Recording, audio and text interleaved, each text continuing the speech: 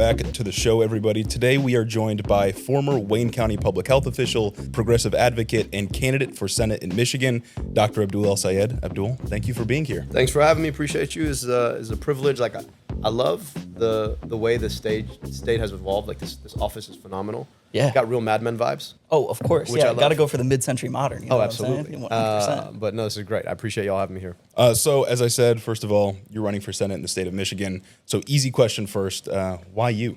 Look, I never wanted to be a politician. That wasn't my life's path. I wanted to be a doctor. And there are two questions you ask in medicine: what's wrong and how can I help? And too often the answers that people give you have less to do with all this physiology you spent all this time memorizing, right? The Krebs cycle, and a lot more to do with the circumstances of their lives. Is the air that they breathe something that's pure, that does more for them than it takes away? Is the water they drink pure? Is the job that they work something that offers them enough money to be able to put a roof over their heads and their kids' heads, to know that they can afford the groceries that they need, to not be stuck in a toxic circumstance that loads them with stress? And too often the answers are no. And that's for the people who are in the clinic. Never mind the people who don't ever get access to a clinic in the first place. Yeah. And so I had to follow that out of the clinic into public health. I worked in public health service, both in the city of Detroit and in Wayne County, and loved the work. I got to actually move government in ways that delivered on exactly the challenges. So, we put glasses on kids' faces when we realized that 30% of our kids wouldn't get a pair even though they tested as needing them. We were able to stand up to some of the biggest corporate polluters in the state. I mean, my first job in public health was rebuilding a department that the state government forced to shut down. And that work shows you, though, how much sits downstream of legislation and choices that get made in D.C. by career politicians that too often are interested in the horse race of what's happening in D.C. rather than in the questions that people are asking themselves in their living rooms. And I've always been focused on that. And so I'm running for U.S. Senate in large part because it's just a extension of the work that I wanted to do both as a doctor and then as a public servant. I know how to make government work for people, but then I also know that sometimes you've got to stand up and fight for the things you believe in. I think the problem with our politics right now is everybody is caught up in this fight with Donald Trump and kind of forget what they're fighting for. And so to me, I know we got to stand up to Donald Trump. I'm a Muslim man in America. I get it, right? Yeah. And at the same time, if we're not fighting for the kind of policies that deliver for people, if it's just this abstract conversation that a lot of folks want to turn it into, we find Trump personally offensive, but we're not actually addressing the affordability crisis that people are facing, making it more possible for young people to believe that they could buy a house someday, taking on the corruption of our air, our water, our soil, then I think we're missing the point. And so as somebody who has always based my service in the experiences of real people, who's made government work, I think that we need that kind of perspective in the U.S. Senate. And so that's what I offer. If folks like career politicians, I'm not that guy, and that's okay. I probably won't earn your vote. But if folks want politics to actually work for them, maybe I'm that guy. What's that Dune quote? It's great men don't want to lead, they're called to it. Hey, maybe. I'm not going to step into that great man thing, but look, I'll just tell you this. I know my life is an accident in history, honestly, right? My folks immigrated here from Egypt. I was supposed to drive cabs in Egypt. That's what my cousins did. Mm-hmm. The ones who were smarter than me, the ones who were harder working than me. And so for me, at some point, you got to kind of look at this and be all right, so I've gotten so much from this place, from this incredible country of ours. I've been so blessed to grow up here. And at the same time, the gnawing feeling of knowing that there are so many people who didn't get the same things that I got from this place, that our country could be doing so much more for them if we weren't so busy, dropping bombs on other people's kids. Maybe we could invest in our own. I think that fixing that is worth doing. And that to me is got to put all the chips back on the table, right? Mm-hmm. If you know what this country gave you and you know that it robbed your sisters and brothers of the same things, then at least for their kids, maybe we could do something about fixing that. And so I'm putting all my chips back on the table to say, look, my life is an accident in history. I got an opportunity to make opportunity for other people. I know what the opportunity I got is. I know what's been denied to folks. So let's put the chips on the table and ask, how do we continue to drive for service to call our incredible country to be yet greater, to do the things for other people and their kids that it's done for me and those of us who've got the privileges that we've got. Absolutely. And it's kind of like, I feel like I'm hearing a lot of like standing up and actually fighting for things that you genuinely believe in. And maybe, not to put words in your mouth, not just fighting for the things that I guess focus groups are telling you to fight for. And with that, I mean, you are running for U.S. Senate, but you're running for U.S. Senate explicitly within the Democratic Party. And I think right now we're kind of seeing this rift form between these two factions. We've got what we would describe as like the establishment moderates and then the more, you could say, anti-oligarchy populist progressives. Why do you think that that rift is forming? And why do you think it's forming so heavily and so hard right now? Look, I think for the past 20 years now, our party has developed an addiction to money from corporations to run the kinds of safe campaigns that say nothing to no one about anything. Big on that. And at some point, when your campaign is being funded by the same corporation that is causing the problem that everyone is suffering from, is going to stop you from actually talking about the problem. And so I think the user experience of Democrats is y'all show up and say non-specific things with a lot of enthusiasm because your consultant said you should.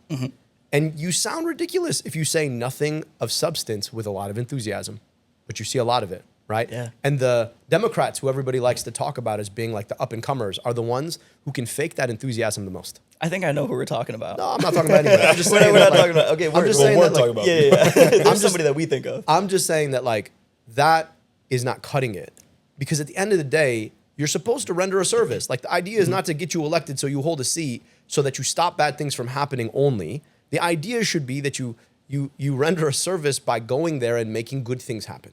Yeah. And the tough part to me is that like so much of the way the party works is you take corporate money to say very non-specific things that are built out of polls and focus groups that tell you where the electorate is. But like, this is a leadership job. Part of what you're supposed to do is to talk to where we ought to go. Like, you know, who are we and who should we be? Yeah. What do we do because of who we should be? And it's fascinating to me.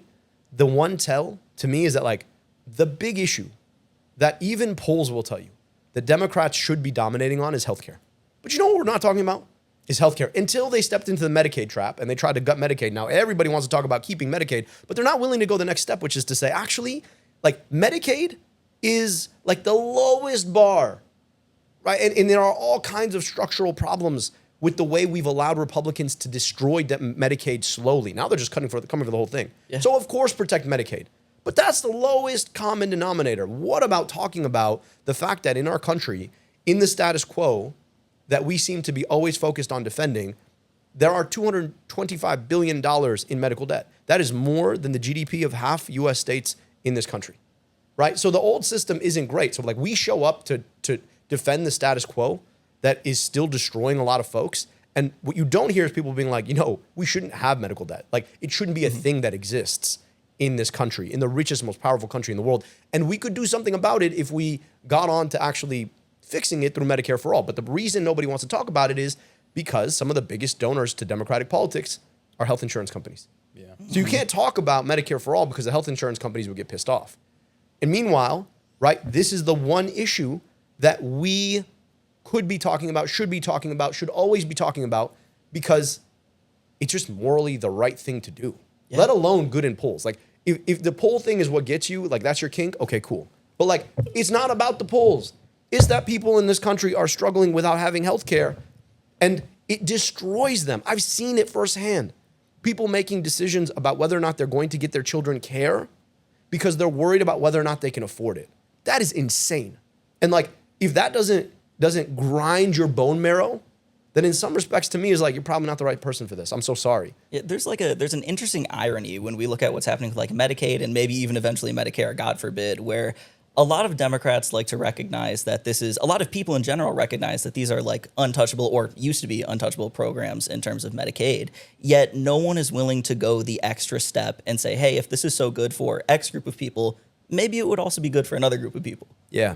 And the interesting thing is that like, we've been conditioned to think that a conversation about universal healthcare or guaranteed healthcare or Medicare for all is about, by definition, providing healthcare for low-income people. Yeah. But I just want to work through the experience of having private health insurance in this country, okay? You get your paycheck garnished every 2 weeks or 4 weeks, comes right off the top of your paycheck, right? To the point where you don't even pay attention, right? Because you assume it's going to get taken off. And those premiums have gone up 25, 30% over the past 10 years. And then when you actually go to use your healthcare, boom, there's a deductible. And notice these words don't mean anything. Like premium usually means like good. There's nothing premium about your premium, okay? What's a deductible? It's a word literally made up to explain this thing. Well, it's what happens to my bank account when I need to go to the doctor. Yes, exactly, right? Boom, right? The median deductible in this country for a family of 4 is like $4,000, okay? That's insane. Median income, $80,000. So like, if you're doing the math, you're losing a whole paycheck just to get the healthcare you thought you already paid for every 2 weeks or 4 weeks. So you're functionally uninsured for half the year in this country, okay? And that's if you have private health insurance. All right, like that is the experience of private health insurance. So no wonder people get bankrupted because all of a sudden they're like, oh man, Johnny got sick and we got to take Johnny to the hospital, $4,000, boom. And if you can't pay it, it's not like you're like, Johnny, listen, can you just delay the sickness a little bit? Like, can you just, this is not helpful. Can you just wait until November, right? And then you can have your asthma exacerbation and your hospitalization. We can take care of it then. That's not how illness works. And the whole point of insurance back when it was originated to protect you from the financial risk of getting sick. And it doesn't do that anymore. So what the F's the point of it anymore? Like, why are we so beholden to this industry that doesn't even do the thing it's supposed to do? No innovation comes out of health insurance. There's no value in health insurance. We don't need health insurance. But you know who needs health insurance? Folks who want them for a corporate PAC check so that they can get elected. But then the problem, though, is that you end up in a situation where you look super awkward because you're not allowed to actually talk about the problem in any real way, right? So you could scream healthcare very loudly, but people are like, what do you want to do with healthcare? You're like, healthcare. You're like, okay, Healthcare. so what is it that you want to do? What specifically do you want to do? Please explain. And here we are. The other like insidious part about this sort of economic system is that all that money that we pay into the healthcare system, they then use to lobby the government to make the healthcare system even worse. And it's just a cycle. I hate commercials. Me too. I hate listening to them. I hate when I hear them, whether it's on TV or on podcasts. Grr, I just can't stand commercials. They're the worst. And the one place you can go to avoid commercials like this one you're listening to right now is patreon.com/headintheofficepod. Become a patron and you get early access to our episodes, and they're all completely commercial free. No more interruptions. And you could be one of our friends. And that's arguably the more important point. And, you know, in trying times like this, friendship is what we really need. Friendship's really important, and you can buy your way into being a friend of ours by heading over to patreon.com/headintheofficepod. Again, early access to episodes, no commercials, access to all of our content before anyone else sees it. Become a patron. But we were talking about polling. We're talking about sort of the Democratic Party and its discontents. One of the areas or issue areas, I suppose, that I think the Democrats have sort of given up on rhetorically is immigration. And that's been one of the major stories from this administration. Recently, 75 Democrats in the House of Representatives signed on to a resolution expressing gratitude for ICE at a time when, you know, protests are going on, mass deportations are happening. Among those people that voted for it is one of your competitors, Haley Stevens. So I just wanted to get your take on the issue and see what you think of it. Let me just be clear. The only ice I've ever had gratitude for is the one that's in my drink on a hot day. Refreshing. Right? That's the only ice I've ever really appreciated. Yeah. You can secure your border. You can build a sane, thoughtful, fair immigration system without trying to make a show out of sending federal agents who are unmarked and wear masks into communities to tear babies apart from their mothers and mothers apart from their babies. Yeah. And here's the crazy thing I want us to all understand, okay? You've got kids in the United States of America who are full-blooded American citizens born here, okay? Who are having their parents deported, and that is ostensibly for the good of the American public. So we're turning our kids into functional orphans because of public safety. Doesn't make sense. Not to me, Yeah. not to anybody, but like this is what we're doing. So I just want to call out the game here, okay? Donald Trump told a story to the American public that started with their pain points. It's too hard to afford groceries. There are too few jobs that pay a good wage. It's hard to afford housing. And it always ends with because of immigrants. Mm-hmm. And now he's making a show, right? Because he is the greatest political showman.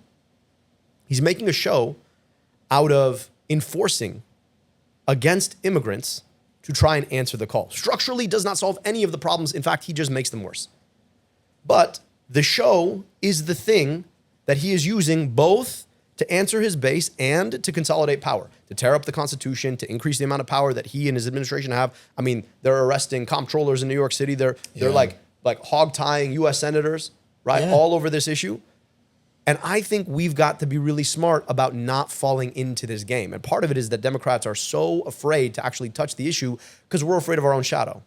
Do you think they're afraid, though, or do you think that they just don't care? Because the way I look at it is I see expansions to ICE funding under Barack Obama. I see Joe Biden continuing Trump-era immigration policy. And I see no real rhetorical pushback on the issue of immigration since Trump came into political life in 2015. So I wonder if it's fear, maybe for some Democrats, I don't know, maybe it's a case-by-case basis, but I'm not convinced that it's fear. Sometimes I think that they just don't care too much. And it's just to add on to that, there's a Pew Research poll that I was looking at the other day that looked at data from, I think, 96 all the way up until 2022. And it saw that up until, I think, Joe Biden took office in 2020, there had been an increase year over year, like on average, of how many people supported immigrants in this country, or more and more immigrants coming into this country. And as soon as Joe Biden took office, we didn't have Trump doing the kids in cages. We didn't have like a big show going on that Democrats could message about. And the messaging dropped off, and the polling kind of precipitously declined, and people just instantly started disliking immigrants again. I think the thing that we have to remember is that, for better or worse, they are willing to be bold about their message, and we're not. Yeah. And so if you have an alternative story to tell about immigration, you got to go tell it. And the problem, though, is that we assume that somebody else is going to go tell it for us.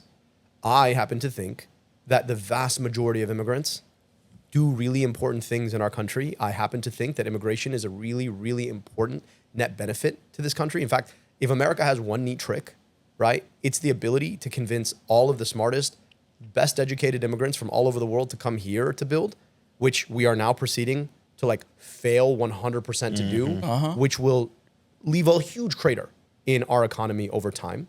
And I also think that that is not incongruous with saying that we can secure our border. Those two things you can do. The problem with it, though, is that Democrats have been convinced that if you say the word immigration, you're losing on the issue, so just don't say it. And I think what happens then is, in order to try and, this is a mistake that Democrats make. Like, I just want to be clear about this. Okay, yeah. We think that if you're doing good things, that it's self-evident. It's not, Yeah. right? I mean, like, that is the story of the Yeah. Biden administration. Like, do some good things, and then say nothing about it and assume that everybody's like, look, great. The problem with it is, you gotta constantly be explaining what you're doing and how it changes people's lives. And this is that show part of it, we kind of lost. And so if you want to tell an alternative narrative about immigration and immigrants, you have to be able to step up and say, here's the part of what they're saying that really is important, and here's the part of their saying that is just complete bullshit, right? And here's how you really should be thinking about this issue. And you got to have an alternative meta-narrative about the whole thing, right? Like, what they did, like I said, is start with the pain points of people's lives and connect it to immigration. So the question is, if it's not immigrants who are taking your homes and taking your jobs and, you know, taking your health care and all the things that Donald Trump has said, then what is it? Well, to me, the obvious one is it is huge corporations, right? So who do you think is giving the immigrants the jobs? Yeah. It's the corporations who have been busting unions and making these jobs unworkable for people in this country, and then replacing them because these are not jobs that pay a living wage in America anymore, right? It's the corporations who in so many ways have been able to like hook their talons into everything from our housing system to our meat packing system and our groceries to our healthcare that leave you without the healthcare you need, that leave you without the housing you deserve and should be able to afford, that leave you without the job that pays a good living wage with union representation. And like, we're unwilling to talk about, you know why? Because we're too busy taking those corporate PAC checks to stay mum. And so we have been without an alternative narrative for a very long time because we're not willing to actually step in to what the Democratic Party is supposed to be. And it's a sad truth of the matter is that Republicans have gone MAGA. Yeah. So now Democrats are like, I guess we could become Republicans. Yeah. And I'm like, no. Please do not do that. Yeah, all right? absolutely not. And you're seeing it like with all this conversation about Iran. Insane. Yes. Oh, I mean, absolutely we were bonkers. just What's going about on to right? get And to it's that. like Go ahead. Nikki Haley took over the party. She ran her primary campaign on "We got a nuke Iran." I mean, it seems like we're getting pretty close, and I don't like that. And you got a lot of Democrats who are like, well, this is a lot. I'm like, what? I mean, you guys are how old? 24. 23. So for your whole lives until like 3 years ago, Yeah. our country has been at war, never-ending regime change wars, which the foreign policy establishment has told us there are very clear goals and we will be able to achieve them, and then we never actually achieve them. There's weapons of mass destruction. Right. And like It's the same narrative again, by the way. again. I was going to say, since before I was born, apparently people have been saying in front of Congress, one very specific guy, that Iran is 3 months away from building a nuclear bomb, and we have to go do something right now. We have to intervene. We have to stop them. It's kind of ridiculous. And with that, should you win? I feel like Iran is like the best procrastinator. Oh, Like, I swear it's absolutely. 3 months away. Constantly been 3 months away. Constantly, 3 guys, months we'll away. get It's there. come We'll 3 get months there. away. They're great 30 at convincing years, people. 3 months away, Apparently, yeah. it's actually ridiculous. But should you win next November and become a U.S. senator, what would be your foreign policy? Like, how would you handle the issue of Israel? And where do you think that like the Trump administration is going wrong right now? Yeah, let me just be clear about this, because it's like the idea that we pay our tax dollars to fund other countries' militaries directly is kind of nuts. Like, Absolutely. I don't know, when you see that, like, that 35, 37%, whatever it is, come off your paycheck, are you like, all right, like somebody Yes. else is going to have a military? That's phenomenal. Yeah, missiles. No, you pay that so that you have roads and you have bridges. You pay that so that folks have health care. You pay it, right, so that your air is clean. You don't pay it so that other countries have missiles. And yet, that's what we do. And like, be clear, it's not just Israel, right? My family is from Egypt. Of course. Egypt is the second largest Yeah. recipient of foreign military aid. And you know what? That money has not made Egyptians any richer or any freer. All it's done is consolidated the power of the military against its people. We are literally supporting a military dictatorship in Egypt with our financial assistance of their military. It's Jordan, it's Saudi Arabia. So I just don't think we should be funding other people's militaries. I don't think anybody pays taxes for that. I don't want to keep paying taxes for that. I would much rather provide people healthcare, as we talked about earlier. So that's number one. Number two, though, right? That's not to say that there isn't a role for a military. That is to say that our military shouldn't be tricked by huge corporations into growing hugely every year as we shrink our education budget and try and gut programs like Medicaid, right? And so if you go back to our history, after World War II, where you had a tyrant try and rampage through Europe, committed a mass genocide of the Jewish people, we as a country led other countries and said, maybe we should build multinational organizations that protect this from ever happening again. And we called that the rules-based international order. Now, since that's happened, you know who's the chief violator of those rules? I wonder. And sometimes we make good decisions. So like in Ukraine, I think we are acting in accordance with our allies to stop another tyrant from violating another country's sovereignty. That's enforcing the rules of the rules-based international order. Yeah. But like Vietnam, Iraq, Iran, if we do this.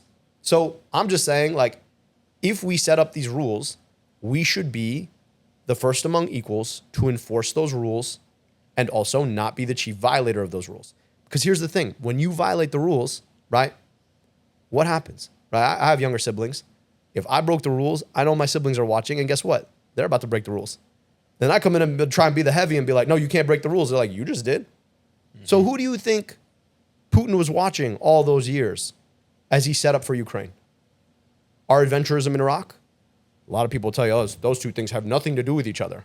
But I wonder, though, your take specifically on the issue of, obviously, we've got things inflamed with Iran right now. But on this issue, it does seem to be that Israel is just instigating violence, or instigating war, I should say, against Iran. So if you were to get elected as senator, what would be your position on the issue? Absolutely no new war. If we are at war, absolutely need to get out. And this is what happens when you allow one foreign leader, right, to dictate what our foreign policy is going to be. And let's be clear about Netanyahu, right? Like, we have been funding Netanyahu's genocide. That's what we have been doing. Yeah. Right? And let's be clear about that word. I don't know what you call killing 50,000 people and counting, rendering their entire homeland unlivable, and then trying to force them into other countries because those countries happen to speak the same language. You know, Intentional if there's starvation, a different word for that, absolutely, like yeah. then somebody educate me on this. The other side of this, though, is that this is a guy who's facing charges in his own country on corruption. His only path to staying out of jail is to stay in power, and his best path to staying in power is to perpetuate ongoing war. And so, once he's done attacking, you name them, Syria, Lebanon, Gaza, right? The West Bank, like, where next? Okay, Iran. And then we're getting pulled in. And the idea that a country whose military we fund should be dictating our foreign policy in the region is absolutely insane. Also, let's be clear about this. We have done this before. We did not achieve the goals, the outcomes that they all told us would be so easy. Thousands of people lost their lives, lost their livelihoods, were destroyed over it. Our people, kids your age and my age, because frankly, like, these wars started in 2003 when I started college. Yeah. Right? So literally, like, a whole generation of young people, right? Predominantly young men, have had their lives destroyed. And now they're trying to gut the VA, by the way, right? So Yeah. you come home with a TBI, you suffer PTSD, and they're like, yeah, no, so sorry. Like, you know, we're not in the business of providing you healthcare. We're going to chew you up and spit you out, right? And then you think about the hundreds of thousands of people in those countries who were destroyed over this. Yeah. Like, and we're about to do it again. It is insane to me. So, like, I think less war. I think more healthcare. I think more schools. And I think we need to be able to have an honest conversation about this. And I just want to be clear. Sometimes people say that when you speak in plain language about these situations, that you are not being sufficiently nuanced about the facts on the ground. And I think, having been somebody who's got expertise in certain areas, people hide behind nuance when they don't want moral clarity.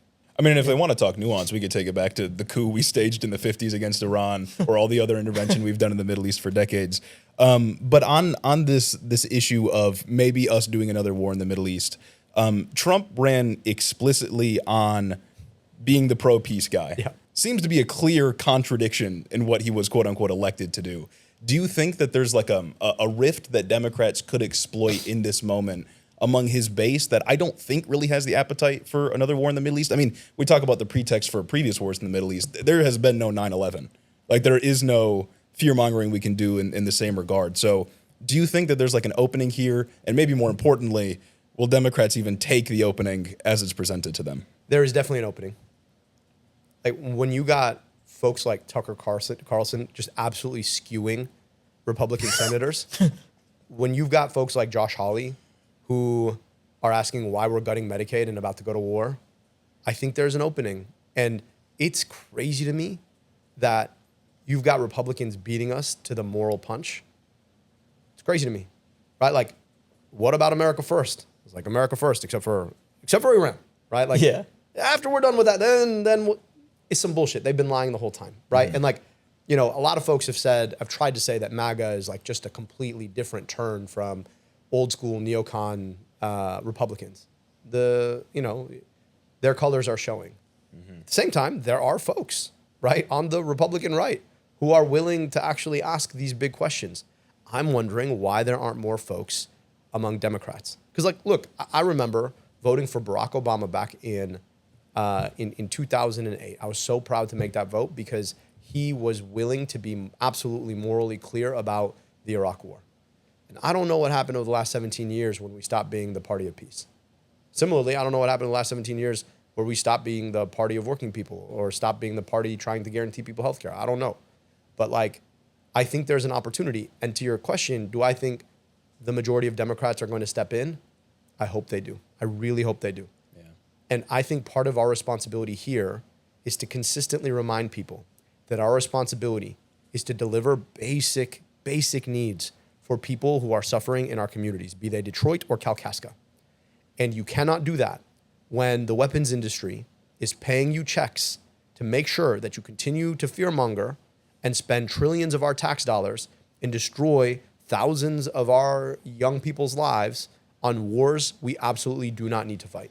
Yeah, it seems like the source of all of our problems here is the influence of corporate money in our politics. And on that point, I mean, you are clearly running explicitly against that dynamic. I would imagine lots of corporate money from across issue areas will come in to convince people that you're gonna, I don't know, destroy the entire state or something like that.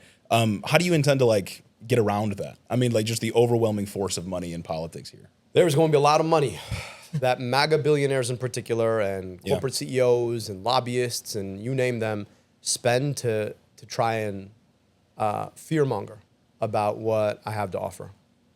I'll also say that one unique aspect of this moment in a world where we're deluged by stuff people want us to see all the time is that we're always looking for something authentic. Yeah. And the thing that you're going to get with me is like, you know, you're not going to listen to what I have to say and be like, that man is being told to say that. That's focus group. That's focus tested. I can't stand the focus groups. Ban focus groups. Yeah, You know? so like, I'm going to say what I believe, and I think people are going to recognize that, like, you know, there's some sense to what that man is saying, right? Beard and all. So Yeah. I'm going to keep saying it. And my job is to say it as clearly as possible and to do so in a way, and this is where sometimes I think folks who share my political persuasion, we get it wrong, is we think that the best way to convince somebody is to say it louder. And I just think that that's illogical. And maybe it's just like I'm 40 with 2 kids now. And like you really got to reason with folks in language and in a tone that invites them to be a part of something they want to be a part of, right? And so we're building a movement that brings the joy back to being in community with each other. And we're explicitly working to try and get people to see past the divide that Donald Trump has like put in our lives. And so that's what we're going to be doing. And we're going to be talking about the issues we value and we care about in language that doesn't get us to hate each other more, but reminds us that we live in communities with people who are generally good. And when we do things together, we can get things done that we could not do alone. Yeah. I think that's the way you beat them, right? Because corporations work by trying to throw money at everything. And at the end of the day, money is powerful. But like, I think love, I think community, I think belief, that those things are more powerful. And we're going to wage a campaign built on those things. The congregation is missing someone. And that someone, dear listener, is you. The congregation awaits you over on our Discord. If you go into the description of this episode right now, there will be a link to join the Head in the Office Discord where you will find more than 1,000 like-minded individuals for you to interact with. And maybe most importantly, we'll be there. 1,000 members strong. It is a burgeoning community of Hiddo-heads. That's right. Ready to receive you into their arms. Make you a part of the community. Vest you as a Hiddo-head. Over on Discord, we have discussions. You can interact with other Hiddo-heads. And maybe, for some fun, we can do some community events. And we know that you want to be a part of that. Only available over on the official Head in the Office Discord. I do like that you said one last question. I do like that you said we need to sort of meet people where they're at. And it kind of brings me to this idea that there's a $20 million question floating around the Democratic Party right now of studying the syntax of young men to try and see where they went wrong in the 2024 election. What do you think we need to do to get the boys back? Honestly, man, I'm turning that question on you guys. What do you think? I mean, I don't know. I like talking about lifting before we started. That was good. Well, I'll be honest. I think we've had a really broken conversation about masculinity. Mm-hmm. I think every time you hear that word masculinity, you hear an adjective that is condemnatory of a group of people. And if you feel like you're being condemned, then there's no hope for you. So you're going to go to a place where they're not condemning you. I come to this conversation both having been a young man. I can't credibly call myself young anymore, but like youngish. And also as the father of 2 girls, right? And I want those little girls to live their best life and to achieve all that they're capable of achieving. I don't want anybody to think that their success came at the cost of theirs. And so I don't want them growing up in a world where their brothers think, right, that they can't all succeed. And I think there's a couple things that I think we got to keep an eye on. One of them is I think that, you know, I had a great conversation with a guy named Dr. Mike, who's like a fitness influencer. He's like, you know, deep in the fitness space. Yeah. And we were talking about purpose, right? And I think for a lot of young men, like, there's this sense that like, all right, I don't really have a purpose. And I think that there are some real pernicious actors who are political players and also corporations who are taking advantage of folks. So like, we got to be honest about all of these industries that have arisen specifically with the goal of monetizing men's dopamine circuits. So I want you to think, I had a great friend of mine, like our whole friendship was built on like fantasy football, right? Yeah. He can't watch sports anymore. He's got problem gambling and it's everywhere. You can't get away from it, right? All of ESPN is like, it's like just got, they realize that they can hook their talents to start monetizing people's weaknesses. And that's exactly what they're doing. So he can't watch sports anymore. Yeah, I see parlay propaganda all the time on Everywhere. TikTok. Everywhere. Yep. And like, you know, we don't think about it as a pernicious exploitative industry. They make a lot of their money on people who cannot control themselves. Yeah. I want you to think about like the way that almost all of social media gets pornified, right? Like anybody's For You page, right? And if you're like a 13, 14-year-old boy, right? At the end of the day, you're not thinking, like this imagery that I'm seeing isn't real. And I think it always leads in one direction. I'm not to say that I'm against, like, you know, if folks want to do their thing, do their thing. Sure. Of course, yeah, but there's like an uncritical consumption there Yes. without having proper sex education that leads young men down the wrong path. And there's Well a said. massive corporation making money behind it too. Yes. On social, in the case of social media. Exactly. Yeah. And multiple corporations making money about it, right? You're fed this idea that like OnlyFans is about the creators. Then there's a huge company on the top end, right, who makes a lot of money off of it, which is a tech company, right? And like, again, if that's your thing, cool, but it should not be fed to children who have no actual capacity for consent, all right? And then you think about like, you know, I was a big proponent of legalizing cannabis. I still am. Yeah. But I think that the way that we failed to regulate marketing is a real problem. And, you know, I think about like Cookies is a dispensary, all right? It's Cookie Monster blue. The writing is in like Cookie Monster's eyes color. My child, who just learned to read a couple years ago, I remember taking her to hockey practice. And she was like, can we go to the cookie store? I was like, which cookie store? She was like, it says Cookies right there. Man, that's rough. It's- I was like, like- that's not Cookies. Yeah. And she's like, so why does it say Cookies on it? I'm like, that's a damn good question. That's because they're trying to get you to think it's cookies. So if this is not marketing to children, I don't know what is, right?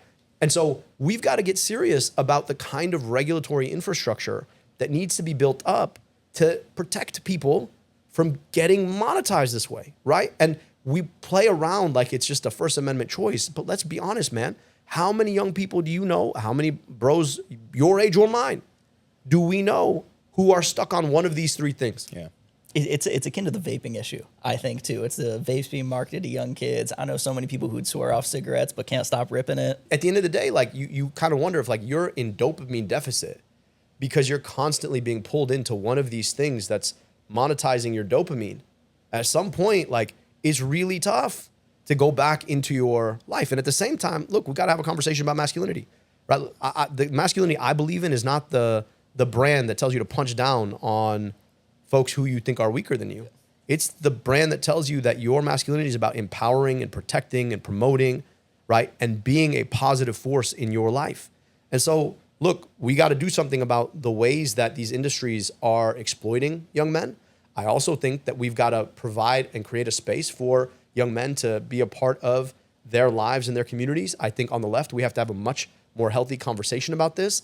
And then I also think that like for bros out there, hey, you know, put on your pants, go to the gym, Take a shower, man. take a shower, go to class, go to work.